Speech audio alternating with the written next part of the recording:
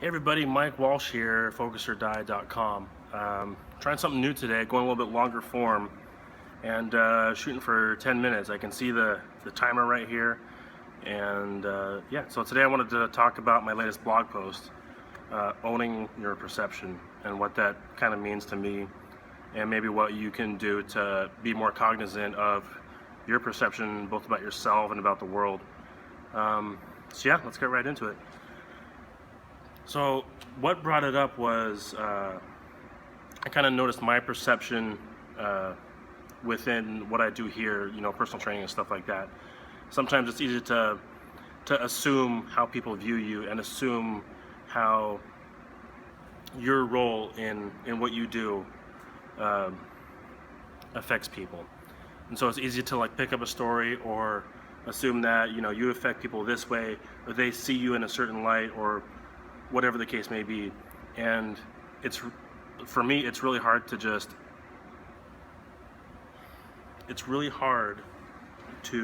just drop what you think might be their perception and just be in the moment and do what you do. It's hard, but it's a really effective thing to do, and it really frees us up from fear and from trying to fit into a box that we've made, that we think that people want us to fit in, when the fact is that nobody cares. Everybody's kind of in their own little world, which is both good and bad. I think it's really good in this kind of sense, especially because you're free to do your own thing, and nobody can tell you what to do or who to be, which is just a great thing. And I think that's really encouraging. Nobody can make you be something that you don't want to be, or nobody can make you be a certain way, or be a certain kind of employee or a certain kind of entrepreneur, or whatever the case may be. You can be whoever you want to be, and I can be whoever I want to be, and I like that quite a bit. It's just a good realization for me.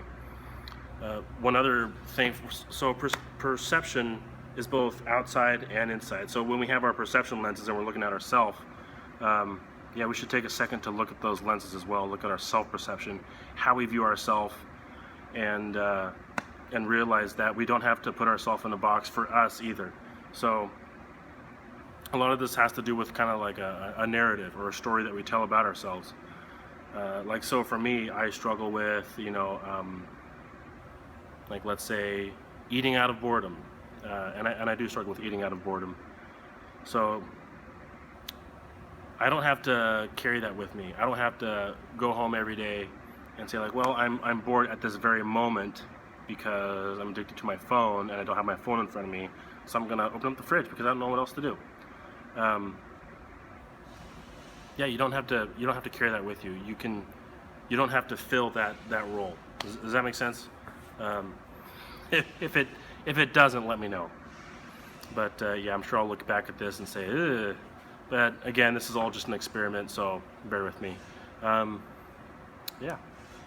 Our perception of ourselves matters. If we view ourselves as struggling with certain things, or if we view ourselves on the opposite end of the spectrum as like, hey, I'm a badass and I feel pretty good about myself and I'm doing good things, I'm trying really hard and I'm putting that effort forward again and again and again, that really can carry us forward pretty far. And it doesn't just come down to self-talk, although that can really affect our perception of ourselves. But yeah, where was I going with that? Oh, yes, self-perception of ourselves. I lost it.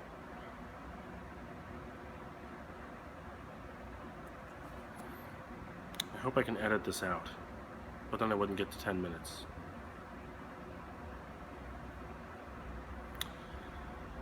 So, the story that we tell ourselves about ourselves, and the way that we talk to ourselves, and the language that we use about ourselves when we talk to ourselves, is important. And it can dispel fear, it can empower us, it can help move us forward, it can help us get clarity and remove the fog of what needs to happen. And it can allow us to, just move forward. On the other side of that, the way we talk to ourselves can affect our self-perception. It can affect just the way we think, and it can affect the framework that we use to live our lives. So it's just really important to take your glasses off for a second, your life glasses, and look at them and say, you know, am I wearing rose-colored glasses, all the time? Is the world just hunky-dory, peachy all the time? Or are my glasses like gray? Is everything just like, oh, so sad, this sucks, da da da da da? Or are they perfectly clear? Do they distort what's going on? How do you view the world? Because nobody views the world 100% accurately, and I think that's an important thing to realize and to kind of keep close, is how close to reality does our perception get, and how can we get it closer? Because the closer our perception is to reality, the better, of course, right? So kind of brings me back to one of my favorite books, The Road Less Traveled, by M. Scott Peck. If you haven't read it, read it. Someday I'll put that in the book notes. But he talks about truth in there, and how a commitment to truth, even when it's uncomfortable, can help us move forward as human beings. And I think that's one of the highest priorities that we can have as humans. It's not beauty, it's not courage, or some other kind of derivative, but I think that a commitment to truth will really,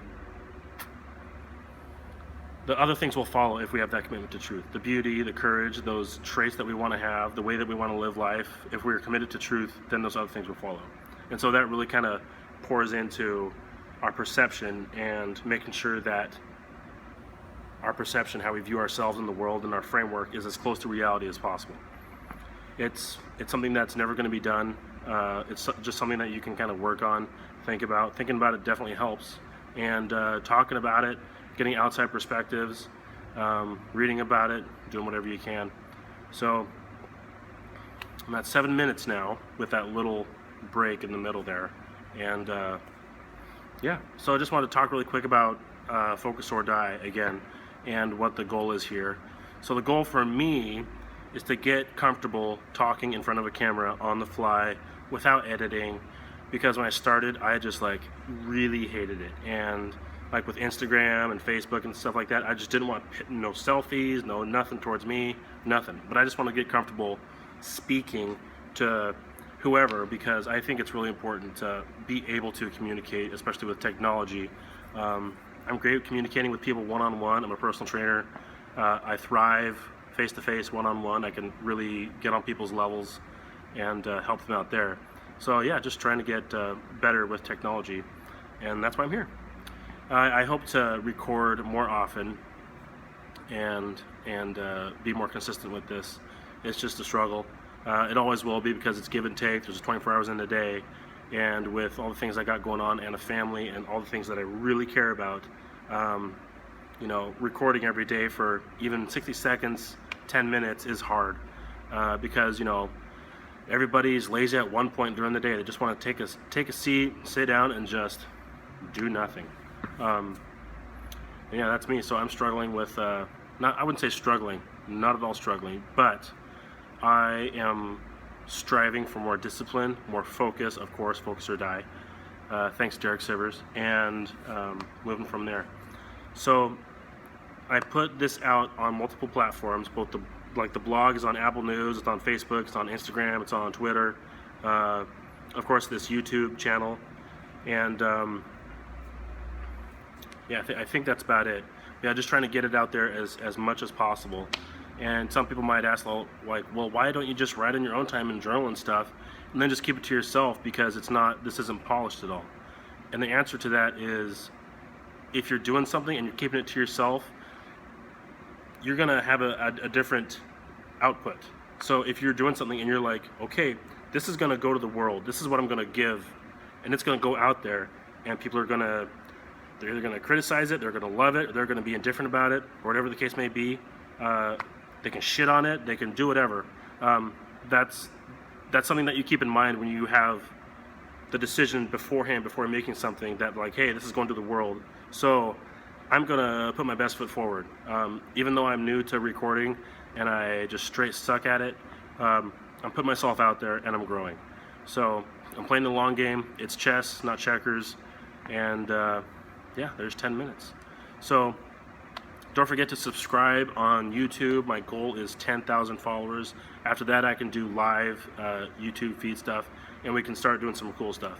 A challenge is coming up in the future, like a 21 key habit challenge, 21-day key habit challenge. So be on the lookout for that. And if you want, this is also a podcast, just an audible version of a podcast. It's on iTunes, Stitcher, and that's it for now. So if you got any recommendations, you want to say hi, let me know. Contact is on the website. And have a good day. You're doing better than you think, so just keep going. Don't take yourself too seriously, and act like a goof. Have fun. Have a good life.